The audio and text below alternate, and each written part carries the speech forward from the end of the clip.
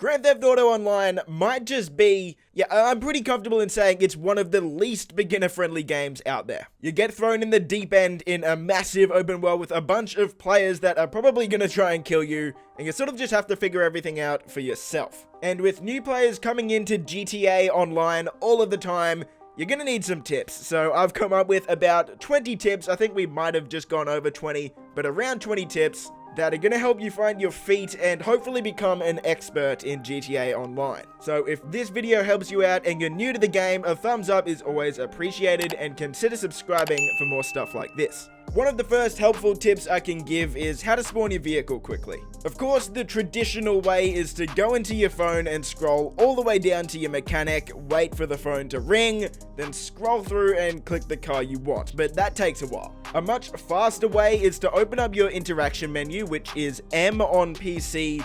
If you're on a PS4, just hold down the touchpad, and for Xbox players, I think you hold the back button. Once you're in that menu, scroll down to vehicles and just click request personal vehicle. This is going to save you a few seconds, which potentially could mean life or death if you're being chased by cops or players, so it's a good tip. Next up, this is a big map, okay, and it takes a long time to drive from the top to the bottom or the bottom to the top, so if you need to get across the map, definitely try to get a helicopter or a plane. There's a lot of spawns across the map, but some of my favorite helicopter spawns are down here by this sort of dock area here. You just drive up and you can see there's a nice heli for us. Of course, aircraft will spawn at all of the runways across the map as well, so out here above the lake in Sandy Shores. Then of course you've got the main airport in Sandy Shores here. There's also a heli spawn over in the base on the right side of the map over here. And then of course LSIA, the main airport at the bottom of the map, is always going to have lots of aircraft spawns. I also find this spawn useful when I'm at the top of the map up in Paleto Bay next to this, I think it's a police station. So memorize these ones, and I'll put a map of all of the aircraft spawns on the screen now. Obviously, you're not going to remember all of those, so maybe just take like a screenshot of that map, and when you're stranded in the future and you need an aircraft really quick, just have a look at that one. But yes, these spawns are going to help you out a lot, man, so definitely try and memorize as many of these as possible. Two more really fast ways to get across the map is, well, teleporting. If you're stuck at the top of the map but you have a property down in the city, what you can do is open up your interaction menu again, change your spawn location to your apartment or wherever it is, then open up your menu and just find a new lobby. And once you load back in, you'll be at your new spawn point. The load screens can take a while sometimes, but it's still a lot faster than driving or flying all the way across the map. And another cool little teleportation technique is to accept an invite to someone else's business or apartment. When you're in an apartment or a business, you can actually just invite other players to come hang out with you through the interaction menu again. And once they accept that invite, it's going to teleport them straight to you inside that property, no matter where they are on the map. So again, that's another cool time saver if you quickly want to teleport to your friend. Let's get into some gameplay tips, and the first one you're going to want to know is how to steal cars faster. Whenever you see a parked car that you like on the side of the street, it's most likely going to be locked, and instead of going through the animation of breaking the glass, opening the door, and then hotwiring the car, what you can do instead is just shoot out the window as you're approaching the car, and that's going to speed up your animation because obviously your character doesn't need to break the window anymore. So again, this is going to save you a few seconds, which could mean life or death when you're trying to escape the cops. Speaking of the cops, when you get a 3-star wanted level, helicopters are going to start to spawn in as well. Now, you can try and shoot it down by just spraying it, or you can try and snipe out the pilot. That's always fun. But the easiest way to take out a helicopter in GTA Online is to just shoot out the back rotor. So you can see here, I'm spraying the body of this helicopter and nothing's happening. But with the next one here, I just put a mag into the back rotor blade and it's done. So that's a cool little tip. When it comes to buying vehicles as a beginner, the best tip I can give, other than watching my beginner vehicle video, is not to buy cars. And by that, I mean sports cars and supercars. Now, I know that GTA seems like it's a game where you drive around cool sports cars and supercars and race your friends, and it was like that. It used to be like that back in 2013. But now, with so much of the game taking place in free roam, sports and supercars are pretty much useless, unless of course you're doing races which just don't give you much money anymore. You add on top of that these cars are extremely expensive. yeah, they're really just not worth it. For most beginners, I recommend buying an armored car like the armored Kuruma first. It's only just over $500,000, which is cheap for GTA Online nowadays. And with the Kuruma, while you're inside, you're going to be almost completely bulletproof. There's also a lot of other free vehicles that you can make use of as well, so I definitely check that out and see if there's any that are free. If you want to know more about what vehicles to buy, check out my top 5 beginner vehicles video. That one should help you out a lot. When it comes to PvP and fighting other players as a beginner, my best advice, the best tip I can give is just to not go picking fights. Most players in the game now have crazy weapons and futuristic flying vehicles, so even if you see someone on the street that doesn't look like they have that much protection, if you start shooting them, or even if you kill them once, there's a good chance that they're gonna call in one of these futuristic vehicles and just keep spawn killing you for the next 10 minutes straight just to get revenge. It is incredibly toxic, yeah, I agree, but that's just how GTA Online sort of works nowadays. So personally, I wouldn't go picking fights with other players until you have the right vehicles and you're a much higher level. The next tip, when it comes to pretty much anything in GTA Online, one of the best tips I can give is to not play solo. You definitely can play solo, okay? It's not impossible, but GTA Online was made to be played with friends, right? It is GTA Online. See, the fastest money-making methods are all meant to be done in groups. The most fun activities in the games are meant to be done with friends. This is just a friend-centric game. If you don't have anyone to play with, or you need help with anything in the game, we actually have a Discord server with almost 30,000 people from all platforms. So if you're stuck playing solo, go over there and find some friends. I'm sure you'll see in the comments below, there's going to be a lot of people that are saying how much the Discord has helped them, so I hope it helps you out as well. Let's talk about guns. The best guns in the game obviously aren't available from level 1, but you can still get some decent weapons to protect yourself and do missions and maybe even heists with. The first 2 guns I recommend getting at level 1 are the Special Carbine with an extended mag.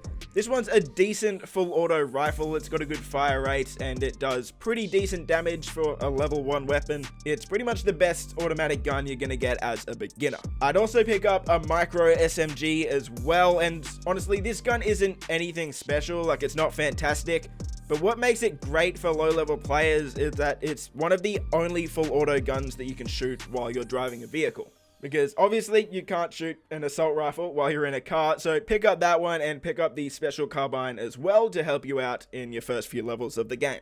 Losing the cops can be tough sometimes. Even I still find losing the cops a bit difficult from time to time, especially when you don't have great vehicles or maybe they shoot your tires out. It can be tough. So the best place to go to lose the cops is absolutely the sewer tunnels. There's 2 entrances to the tunnels. The first one is over here next to the casino, and the other one is over here on the highway in the middle of the city. So I definitely memorize these entrances, and if you're ever stuck with a 5-star wanted level, just drive in here and the cops just won't follow you. So that's a really useful tip. Combat in Grand Theft Auto is a little bit different to most third-person shooters because health doesn't fully regenerate on its own. So healing yourself can be a little bit difficult. It's not just a one-button thing. You need to go into your interaction menu again, go to inventory, snacks, and then eat some snacks. I know, eating food is how you heal. It's whack, okay? To buy snacks, go to one of the convenience stores around the map. They're marked with this logo here.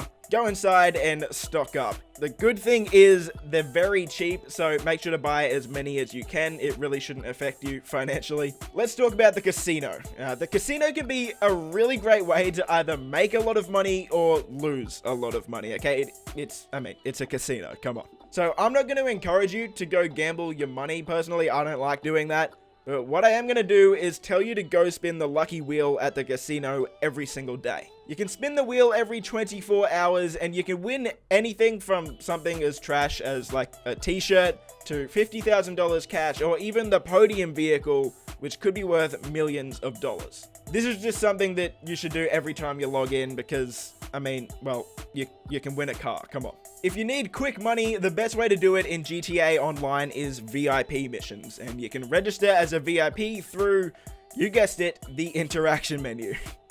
So go in there, click on SecuroServe and become a VIP. You will need to have $50,000 in your bank account to become a VIP. Also, if you have a CEO office, you're going to become a CEO instead of a VIP, but they both operate the exact same way, so don't worry about it. So go back into your interaction menu, click on SecuroServe, click on VIP or CEO work, and then you can start up the missions. The two missions that you're going to want to do are Headhunter and Sightseer, because these are the fastest and they pay the most money. It's pretty simple. As you can see here, I did a Headhunter mission that only took a few minutes and I got $22,000 for it, so that's easy money. Just definitely do these. One of the best tips in the entire game is making use of the weekly bonuses. Every week in GTA Online, there's going to be something on sale, and there's going to be activities that are going to pay double or triple money that week. Making use of these is going to help you obviously earn a lot more money and also save a lot of money if you can buy stuff that's discounted. I upload a video every single week explaining the weekly bonuses and discounts, and there's a lot of other YouTubers that do that as well.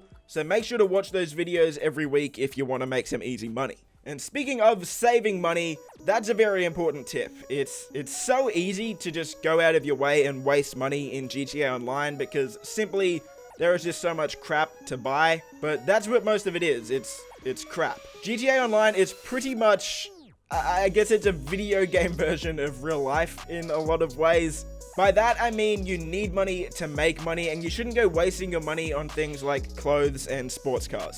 Instead, you're going to want to save up for something like a business, which is going to help you earn millions and millions of dollars in the future. And then once you have those businesses and you're earning money, then you can buy all the dumb stuff you want. It's sort of just resisting the urge to get stuff now to get a lot more stuff in the future. It's real life sort of stuff. Speaking of businesses, my number one tip is just don't buy the document forgery office or the weed farm. Okay, these two businesses, I know they seem cool, but the profit compared to other businesses is actually really, really bad. And that leads us on to the next tip, which is do research before you buy any businesses. Because there are a lot of businesses in the game, and some of them are just clearly better than others. I've done a couple videos where I break down all of the businesses in the game and show the profits per hour on all of them. So if you want to make smart financial decisions, definitely check out a guide before you go on and buy a business. Trust me, I'm only saying that because I've made those mistakes. I bought a weed farm first, and it's one of the worst decisions I've ever made in the game.